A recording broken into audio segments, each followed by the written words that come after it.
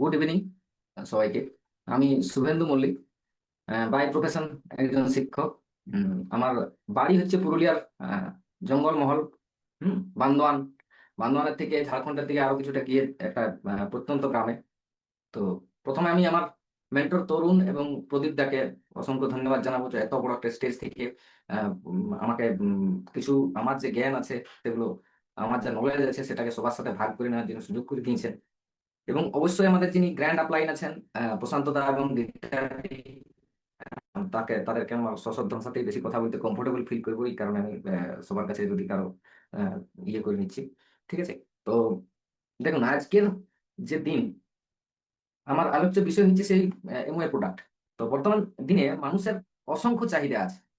চাহিদাগুলোকে যদি আমরা ক্রমানুযায়ী সাজাই, তাহলে প্রথমে যে চাহিদাটার নাম আমরা পাবো সেটা হচ্ছে হেলথ। বর্তমান পৃথিবীতে সব থেকে বড় চ্যালেঞ্জ হচ্ছে যে প্রোডাক্টটা, আমি ভিডিওটা অফ করছি, তাহলে আমার এখানে ইন্টারনেটের একটু প্রবলেম আছে।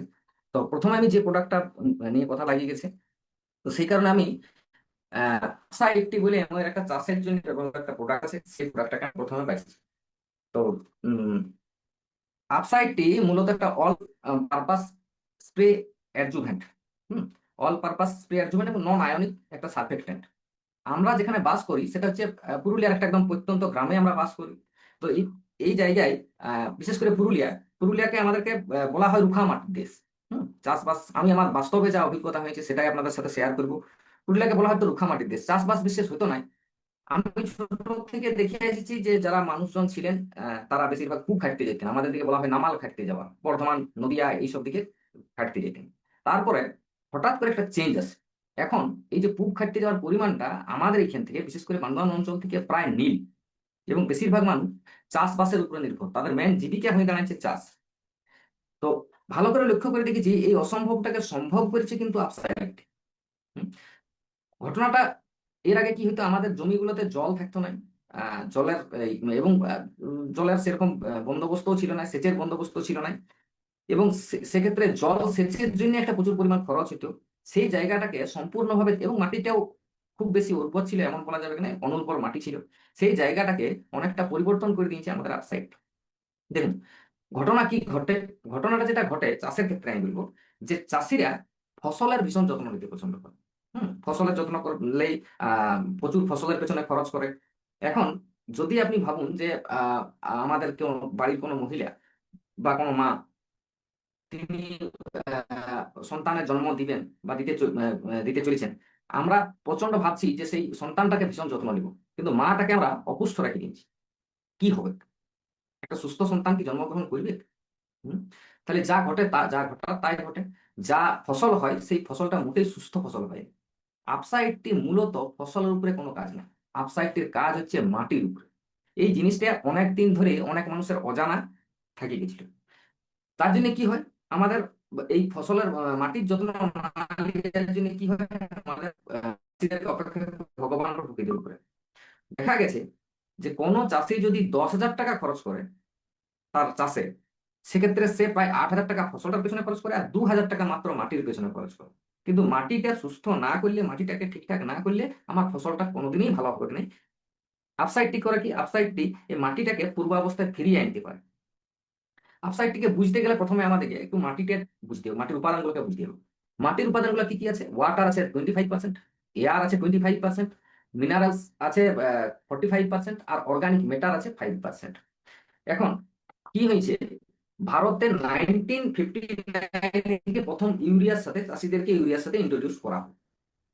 এবং এই যে বিভিন্ন ধরনের সার আছে, সারগুলা এগুলা অ্যাকচুয়ালি এক সল্ট, ইনঅর্গানিক সল্ট, সেগুলো 1965 থেকে 1985 পর্যন্ত আস্তে আস্তে আস্তে আস্তে ধীরে ধীরে ইন্ট্রোডিউস করা হয়।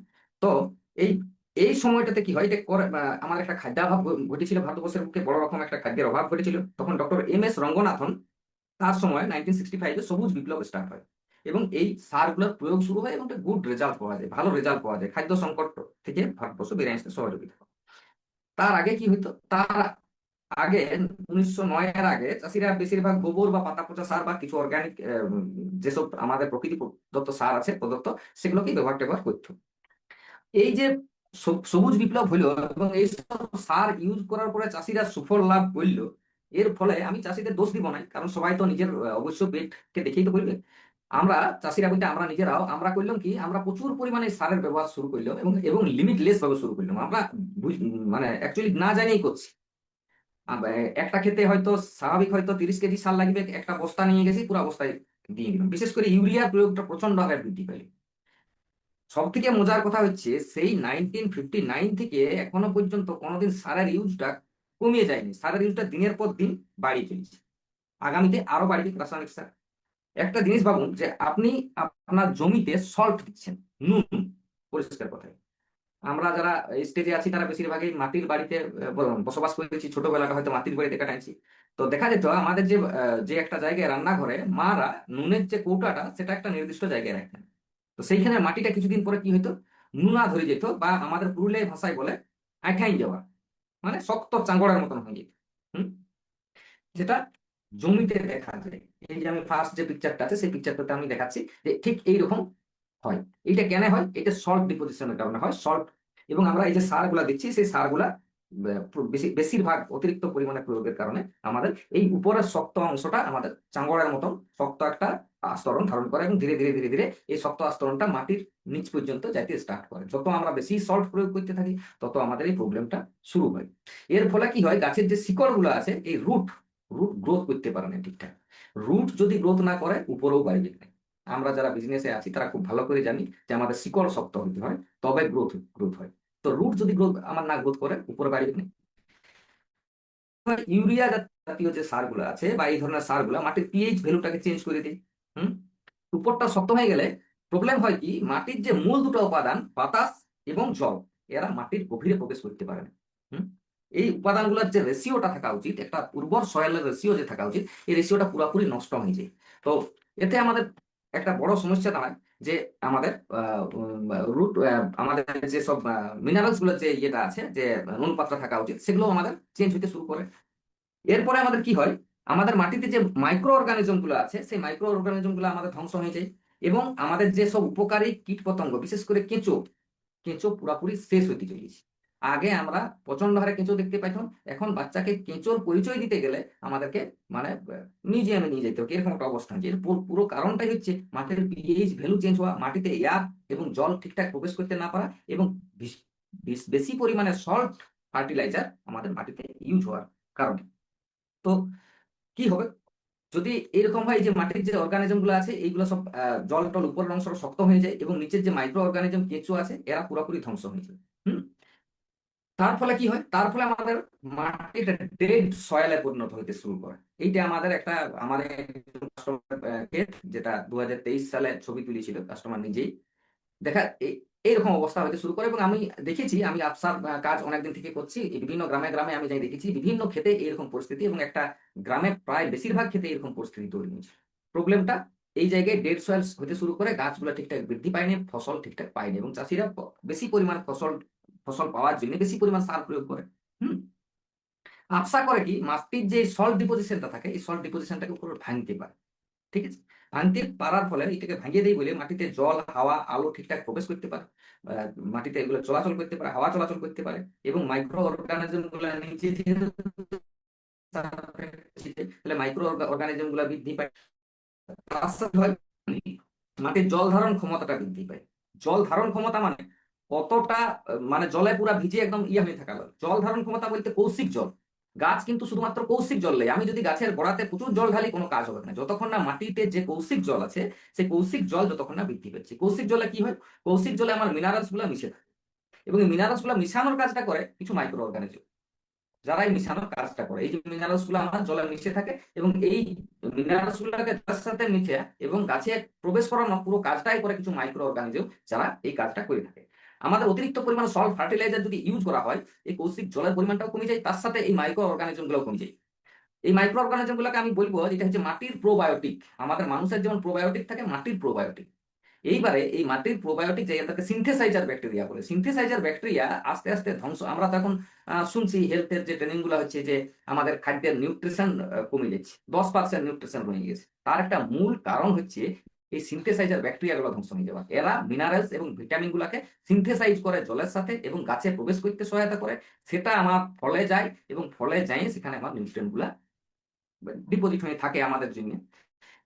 এরপরে এই পুরাটা একটা কিন্তু খাদ্য শৃঙ্খল। যদি এই শৃঙ্খলটা নষ্ট হয়, আমরা যারা 9-10-এ পড়েছি, এটা একটা পুরাটাই খাদ্য শৃঙ্খল। এই খাদ্য শৃঙ্খলটা যদি নষ্ট হয়, আমার খাদ্যে সঠিক পরিমাণ নিউট্রিয়েন্টস থাকবে না, এবং যার ফলে আমার কি হবে, আর শুধু আমরা লয়, আমাদের সাথে বসবাসকারী আরো যারা আছে তারাও কিন্তু নিউট্রিয়েন্টসের ঘাটতিতে ভুগবে। মানে গরু, ছাগল, আরো কীট পতঙ্গ যারা আছে সবাই, পুরো পৃথিবীটাই কিন্তু সাফার করবে নিউট্রিয়েন্ট ডেফিসিয়েন্ট। ঠিক আছে। এখন আফসা করে কি, জলের একটা ধর্ম আছে। জল একটা এইভাবে একসাথে থাকে, আহ, জুড়ে থাকে, একটা ফোঁটার আকারে থাকে। আফসা যেহেতু একটা সারফেক্টেন্ট, আফসা জলের অণুগুলাকে ভাঙিয়ে দিই। এবং গাছের গোড়া কিন্তু জল লেই নেই, শিকড়ের উপর ভাগটা জল নেই, জল লেই গাছের যেটা মূল রোম, রুট ক্যাপ, এইখান থেকে আমার গাছের ভিতরে জলটা ঢুকে বা মিনারেলস গুলা ঢুকে। তাহলে আমার জল এবং মিনারেলস গুলাকে রুট ক্যাপ পর্যন্ত পৌঁছাতে হবে, তবেই যেতে পারি।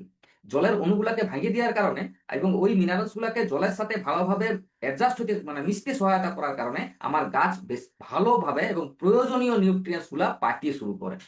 ঠিক আছে। এই পাইতে শুরু করার ফলে কি হয়, আমার ফসলটা বৃদ্ধি পায়। কি রকম বৃদ্ধি পায়, গাছের মাটি ভালো হয়ে গেল, মা ভালো হয়ে গেল, এরপরে আমার সন্তান, আমার উৎপাদন নো ডাউট ভালো হবে, গ্যারান্টি ভালো হবে। ঠিক আছে। প্রথম অবস্থায় কি করে, প্রথম অবস্থায় আফসা ইউজ করলে এবার চাষির একটা যেটা খরচের পরিমাণটাও আমাদেরকে দেখতে হবে। হ্যাঁ। তাহলে প্রথম অবস্থায় কি করে, ধরুন 40% পর্যন্ত আমি দেখেছি, এটা 50%ও হতে পারে, আমি 40%ই বলবো। ইউরিয়ার ক্ষেত্রে প্রায় 50% আমার সারের প্রয়োগ কমাই দেয়, এবং বাকি সল্ট গুলোর ক্ষেত্রে আমার 40% সারের প্রয়োগটা কমায়। তো যদি 40% কমায়, আজকালের দিনে গড়ে আমার যে কোনো সারের দাম 40 টাকা, আমাদের এখানে হিসাবে বলছি, বিভিন্ন জায়গা থেকে যারা আছেন তাদের ক্ষেত্রে বিভিন্ন জায়গায় বিভিন্ন রকম হতে পারে।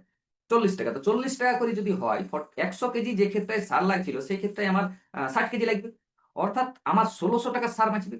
সেক্ষেত্রে আফসা কত টাকা লাগবে, মাত্র 300 টাকা। হুম। তাহলে আমার চাষিদের প্রবলেম কি হয়, চাষিরা যে পরিমাণ খরচ করে এবং সার বীজের দোকানে যে পরিমাণ ধার করে, যা লাভ পায় সেই ধারটা শোধ করতেই একদম অবস্থা খারাপ হয়ে যায়। ওই জন্য চাষিরা কোনোদিন মানে খুব ভালো উন্নতি করতে পারে না। প্রবলেমটা এই জায়গায়, যার জন্য চাষের প্রতি অনীহা আছে, জমি বিক্রি করে দিই বা জমি বিভিন্ন। কিন্তু একটা জিনিস মনে রাখবেন, এই সভ্যতাটা আপনারা মানুন বা নাই মানুন, পুরোটাই কিন্তু চাষেরই দাম। এই মাটিটাকে যদি আমরা ঠিকঠাক না রাখতে পারি, আপনারা একটু ভাবে দেখুন যে 1 চামচ উর্বর মাটি তৈরি হতে গেলে প্রায় 1000 বছর সময় লাগে। কিন্তু আমরা ক্ষুদ্র স্বার্থের কথা ভেবে সেই মাটিটাকে কয়েক বছরে নষ্ট করে ফেলি। আমরা আমাদের ভবিষ্যৎ প্রজন্মের জন্য কি রাখি যাব? বিনা চাষে আমরা সার্ভাইভ করতে পারবো তো? হুম। এইটা একটা কিন্তু বড় কোশ্চেন। ঠিক আছে। তাহলে চাষ থাকতে চাষিকে থাকতে হবে, চাষিকে বাঁচাতে গেলে আমাদেরকে তাকে আফসা একটি ইউজ করানো এবং তার সঠিক প্রয়োগ করানো, এবং রাসায়নিক সারগুলার কিভাবে প্রয়োগ কমানো যায় তার জন্য তাদের সঙ্গে আলোচনা করা এবং তাদের সঙ্গে বসতে হবে, তাদের আর্থিক লাভের ব্যাপারটাও দেখতে হবে। আফসা একটি ইউজ করলে কি হয়, যেহেতু মাটি ভালো হয়ে গেছে, আমার ফসলের পরিমাণটা প্রায় দ্বিগুণ করে। হুম। ফসলের পরিমাণ দ্বিগুণ করে, প্লাস ফসলের সবজির ক্ষেত্রে, আমাদের এদিকে ধান চাষ অতটা হয় না, আমাদের এদিকে সবজির চাষটা বেশি হয়। তো সবজির ক্ষেত্রে ফসলের টাইম ডিউরেশনটা বাড়াই দিই। অর্থাৎ যে ফসলটা আমি 1 মাসে তুলছিলাম, 1 মাস ধরে তুলছিলাম, সবজির ক্ষেত্রে যে ঘটনাটা ঘটে, যে সময় বাজারে সবজির খুব মানে প্রথম দিকে সবজির ভালো দাম পাওয়া যায়, আর মাঝামাঝি সময় যে সময় সবার ক্ষেত্রে থেকে সবজি বেড়েছে সেই সময় দামটা যায় কমে, আর একবার শেষের দিকে সবজির প্রচন্ড হারে দাম। চাষি কি করতে হয়, কি প্রতিটা ক্ষেপে লাভ তোলার জন্য প্রতিবার আমাকে চাষ করতে হয়। কিন্তু আমি যদি তাকে এমন একটা সিস্টেম দিই যে সে একইবারে 3টা ফসলের আহ, সুবিধা পাবে, মানে 3বারের সুবিধাটা পাবে, তাহলে সে আরো বেটার হবে। হুম। বারবার খরচ করতে হবে না। আপসাইডটি কিন্তু এটা করতে পারে। আমি যদি 28 দিন পর পর একবার করে আপসাইডটি জমিতে প্রয়োগ করতে পারি, এনি হাও আমি মাটিতে যদি সেটাকে প্রয়োগ করতে পারি, যে কোনো ভাবে আপনি সারের সঙ্গে দেন, বালির সঙ্গে দেন, যে কোনো ভাবে আপনি প্রয়োগ করলেই হচ্ছে। তাহলে ফসলটা আমার দিন করে ফসলের টাইমটাকে বাড়াই দিই, ফলে চাষি যে সময় ফসলের দাম বেশি থাকছে সে সময়টাতেও ফসল পাচ্ছি। হুম। গাছগুলা সুস্থ হয়। গাছগুলা কিরকম হয় আমি দেখাই, এইটা ওই একই ডেটে তুলা পাশের ক্ষেত। এইটা হচ্ছে আপসাইডটি প্রয়োগ করার পর এর মাটি এবং এর গাছের দেখুন, আমার দিকে হুম, একই হাইটের একই রকম সব গাছ। ঠিক আছে। তো আহ, তারপরে দেখাচ্ছে এই যে যিনি ছবিটা তুলে দিয়েছিলেন সেই আমার একজন যার সাথে আমি আপসাইটটি শেয়ার করি, এই দিকটাতে তিনি আপসাইটটি দিয়ে করেছিলেন, এই দিকটাতে তিনি টেস্ট করার জন্য আপসাইটটি না দিয়ে চাষটা করেছিলেন। দুদিকের পার্থক্যটা একদম পরিষ্কার। হ্যাঁ, দেখা যাচ্ছে। তো তাহলে এরপরে কি করে, আপসাইটটি মাটির জল ধারণ ক্ষমতা অর্থাৎ কৌশিক জলের পরিমাণটা তো বাড়ায়। তো কৌশিক জলের পরিমাণ বাড়ানোর ফলে কি হয়, পরিমাণ বেশি নাই, দেখতেই পাচ্ছি শুকনা মাটি ধুধু করছে।